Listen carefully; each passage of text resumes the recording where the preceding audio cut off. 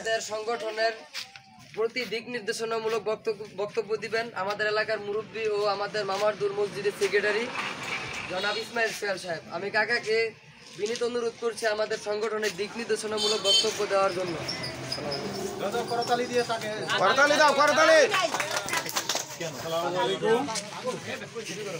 আউটশাহী মামারদুল যুব সংগঠনের থেকে কথা বলতেছি। আউটশাহী মামারদুল সমাজের আমাদের যুব সংগঠন, এই যুবকেরা সুন্দর একটি উদ্যোগ নিয়েছে।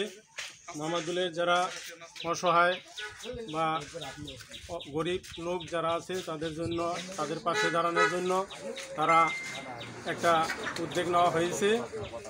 তারা সুন্দরভাবে কাজ করার জন্য কাজ করতে যে পারে বা গরিব অসহায় লোকের পাশে যে দাঁড়াইতে পারে, এই জন্য আমরা সবাই দোয়া করি ওরা যে সুন্দরভাবে সবার সাথে মিলিয়ে ঝিলে কাজ করতে পারে। বিভিন্ন আমার বক্তব্য শেষ করলাম। আসসালামু আলাইকুম।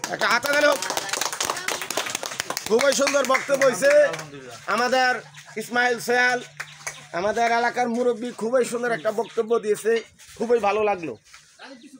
এখন আমাদের মধ্যে বক্তব্য দিবেন আমাদের এই সংগঠনের সম্মানিত সেক্রেটারি জনাব রাজীব আহমেদ। রাজীব হালদার সাহেব কথা বলবে।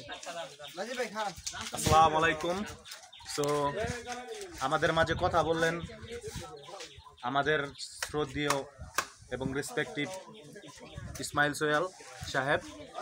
তো আমরা এখন দোয়ার পাটটা কার্যক্রম হয়ে গেছে। সো আমরা এখন এই যে রং দিয়ে শুরু করব, এটাই আমাদের স্টার্ট, সো বিগিনিং। সো আপনারা আমাদের জন্য দোয়া করবেন, আমরা যেন এভাবে সামনের দিকে এগিয়ে যেতে পারি এবং এই সংগঠনটিকে অনেক দূর এগিয়ে নিয়ে যেতে পারি ইনশাল্লাহ। দোয়া করবেন আমাদের জন্য, সবাই আমাদের পাশে থাকবেন। পশ্চিম আউটশাহী মামারদুল যুব সংগঠন আমাদের আজকে একটি দোয়ার উদ্যোগ আয়োজন করা হইল। সবাই দোয়া করবেন আমরা যাতে ঐক্য হইয়া আমাদের যুব সমাজটাকে আমরা সুন্দর মতন পরিচালনা করতে পারি, সেজন্য আমাদের জন্য দোয়া করবেন ইনশাআল্লাহ। আমরা মামারদুলবাসীর থেকে সবাইকে ঈদের শুভেচ্ছা, অগ্রিম ঈদের শুভেচ্ছা রইল। আজকে আমাদের উদ্বোধন করলেন আমাদের মসজিদের ইমাম সাহেব মাহমুদুল হাসান। তো হুজুর কিছু বলেন আমাদের এই হুজুর, আপনি কিছু বলেন সংগঠনের। আসসালামু আলাইকুম রহমতুল্লাহ। পশ্চিম আউটশাহী মামারদুল যুব সংগঠনের আজকে কার্যক্রম শুরু হতে যাচ্ছে।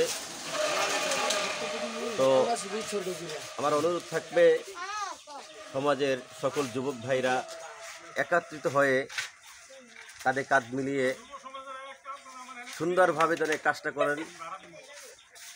কারো কথা দিয়ে কাউকে কষ্ট দিবেন না, সবাই সুন্দরভাবে কাজটা করবেন এবং আপনারা চেষ্টা করবেন সমাজের গরিব দুঃখী যারা কষ্টে আছে তাদেরকে একটু দেখার জন্য, যারা অসহায় হচ্ছে তাদের পাশে দাঁড়াবেন এবং সুন্দরভাবে কাজকর্ম করবেন, এই আশা রেখে আমি আমার আলোচনা শেষ করছি। আসসালামু আলাইকুম রহমতুল্লাহ। অনেক অনেক ধন্যবাদ আমাদের মসজিদের খতিব ও ইমাম সাহেবকে, অসংখ্য ধন্যবাদ।